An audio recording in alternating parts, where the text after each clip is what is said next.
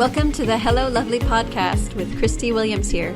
I cannot wait to teach you how to be your authentic self so you can live a life you love without beating yourself up and feeling stuck.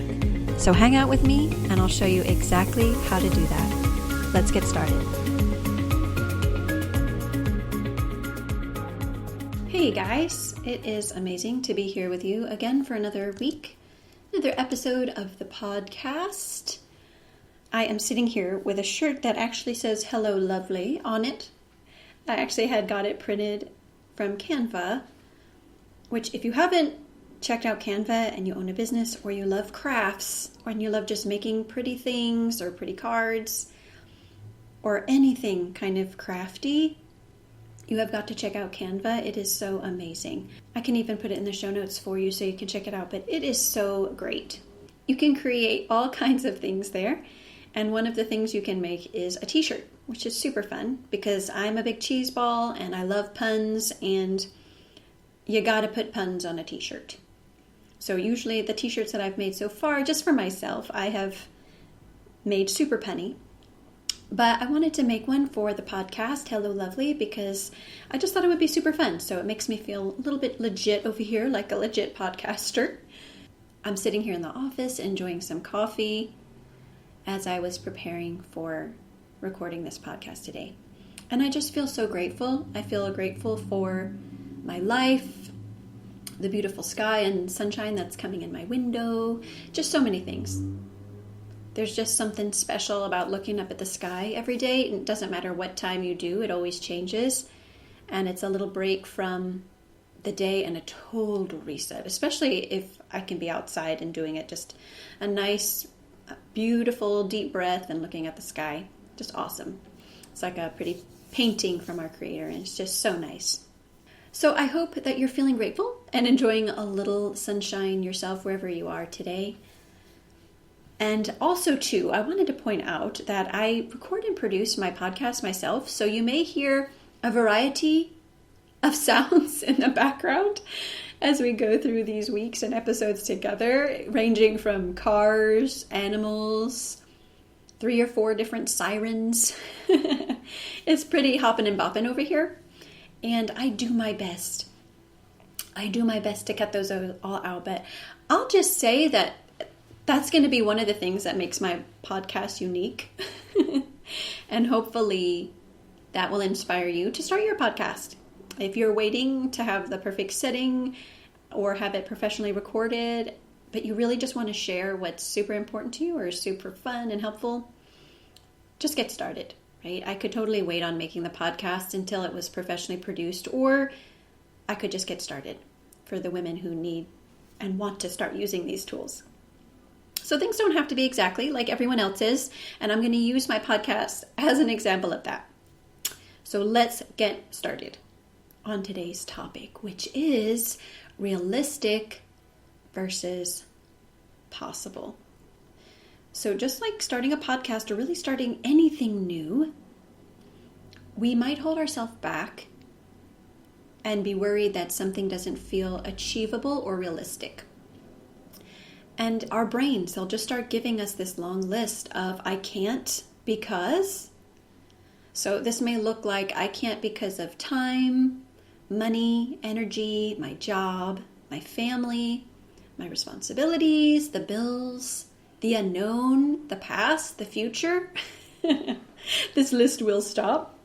But what's so interesting about all of it is that all of those things I said can be completely valid. It's a reason that I can't or you can't reach a goal. But what happens is when we start out thinking something isn't achievable, even though it's something that we think would be really great to accomplish, and it could really line up with our creative self and our authentic self and even our priorities. When we start thinking that something isn't achievable, it's a block to a potential solution to a problem or a potential block to the next step to get started. So instead of thinking about something being possible and what the opportunities are, we kind of shrug it off, we laugh, put it off, the idea, we kind of put it down, then we kind of call ourselves crazy for even thinking about it. And we might even think it would be nice, but it's not realistic.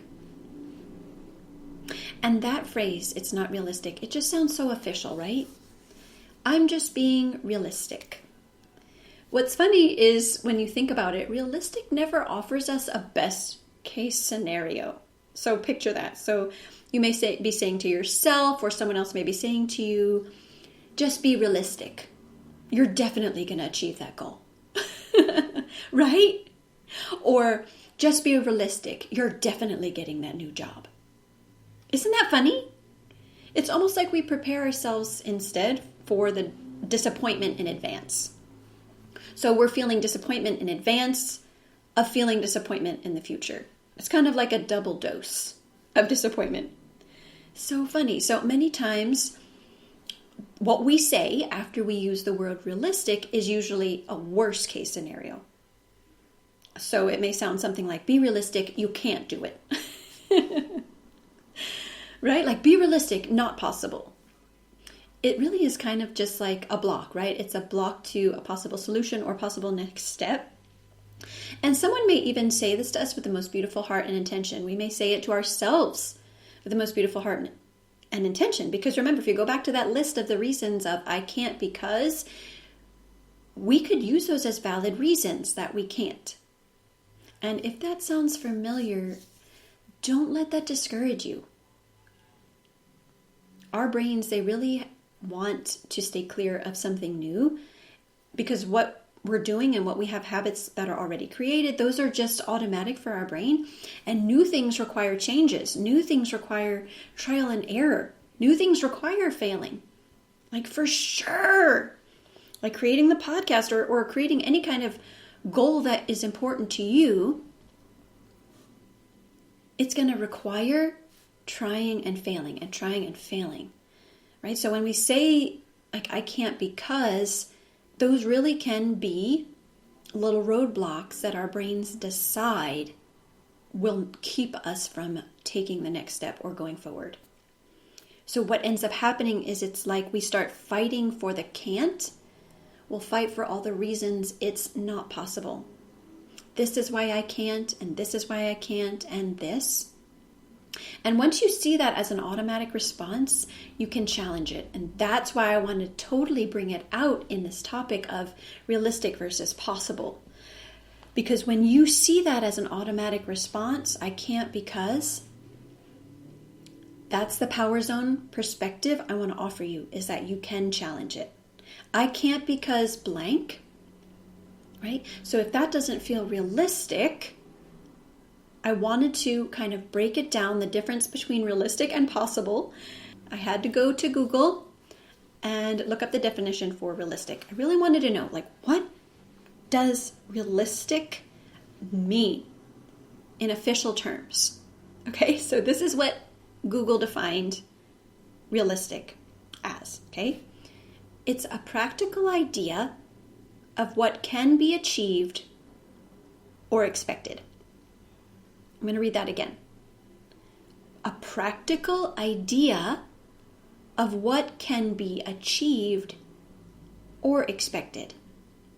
So that really is realistic, right? We can't expect to achieve new things without full intention and planning. So if we're not planning something new, or not choosing to create that new result intentionally, it's not realistic to just expect it, right? Like, it's not going to just fall into our laps without taking some additional steps. So when we say it's realistic not to expect maybe this new result, we could kind of say, yeah, right? In order for it to be expected, it would have to be on purpose and it would have to be intentional. So think about the phrase like, be realistic. It gets used a lot, but it really, when you think about the definition of being practical of what can be achieved or expected, it's going to mean completely different things to completely different people based on what they think is achievable. And that's all it is. So if you're talking to somebody who's run a mile in less than 5 minutes and you say you want to do that, they're going to be like, that's totally realistic. Yeah, and it's totally possible. Yeah, of course you can do it, right? If you talk to me, or if I say I'm going to run a mile under 5 minutes, I might want to say it's not realistic. And notice right there, when I say it's not realistic, I've cut myself off from it being possible for me. So what if instead of being realistic, your goal was possible? Totally possible. Right? I had to look up possible too, because if we're going to be doing some comparisons of different things, we have to know the definitions. Okay? So I looked up the definition of possible. And you know what was interesting? The definition on Google for possible was not unrealistic. What? Like, is your mind kind of like, what's happening here? Mine kind of was. Okay. The definition for possible is not unrealistic. The definition for possible is able to be done within the power or capacity of someone or something. Thanks to Google. Right? So remember that what's possible for you is not unrealistic. It's able to be done. Able to be done. So hey, if I want to learn how to run a mile under 5 minutes, it's able to be done. It's possible. It's not unrealistic. I get to decide at that point, do I want to choose reasons why I don't want to do it, not reasons I can't do it. There's a difference, a total difference, right? And that's what I want you to have, the total full choice in choosing what's possible for you. So let's say you really want a new job, or you want to pay off your house in a couple years. Like, you don't even want to pay it off in 30. Like, you want to just get your house paid off. You want to be confident in social situations. You want to travel. You want to help people in beautiful, amazing ways. You want to put some of your ideas out there. Those are all possible. They are not unrealistic. They are able to be done. So this is the question that I love asking myself all the time, is, do you want to keep fighting for the can't, or is it possible, right? And really validating, like if you haven't heard episode 2, if there's a goal that you have and you haven't validated that it's a goal you even want to do, you don't even have to be having this conversation of what's realistic and possible. If you don't want to do something, that's different from saying, I can't. So I can't and it's not possible, or it's unrealistic, can sometimes come just from fear. Like, rightfully so, like we have fear of new things that we're going to get started that we may not know how to do exactly. Or maybe there's fear that these new things that we're going to get started on are going to take too much time and they're going to replace what's already valuable and important to us. Or there's a fear that we'll forget our priorities altogether and we'll forget who we are when we try something new we haven't done before. And that's just not true. It absolutely doesn't have to be that way. There might be things that are very important to you, like to me, spiritual things and family are my top 2 things. Like, those are super important to me. And what I found now is that those are even stronger than before. I've never had a more consistent spiritual routine or better relationships with my family. And all of that is possible because of asking questions like this. What do I want to do and how can I do it, all while having my priorities stay at the top? Stay number 1. Right? So think about that. You want to have the energy to be able to do your priorities. You want to have the energy to do something new. It would be really cool to reach this goal. It would line up with your priorities. It would add to your experience. But it feels unrealistic. That's okay. Of course it feels unrealistic. Your brain doesn't expect that result to be achieved automatically. But that doesn't mean that it is unrealistic, and it doesn't mean it's not possible. So think about some of these things. Losing weight and keeping it off. Maybe you've gained weight and lost weight and gained weight and lost weight. and it just feels like this time it's just not possible. Like, is it even possible? Is it realistic to expect that I can do this? Yes! It's totally possible.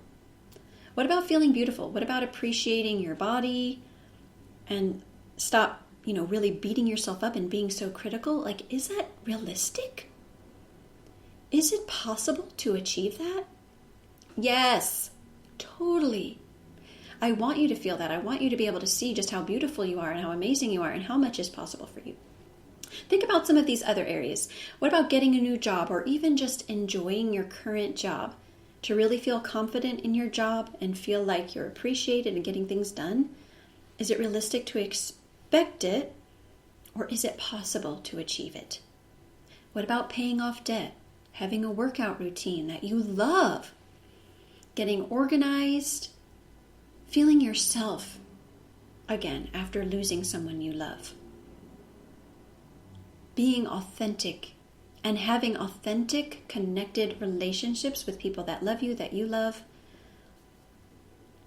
What about a podcast? Things that can seem unrealistic can be totally possible by just taking the I can't out and replacing it with, what if this was possible? Or this is possible. Because remember, the difference between realistic and possible is not the result that can be recreated. It's about what we think about the result that can be created. Whether or not we think it's possible is going to determine what actions we take next.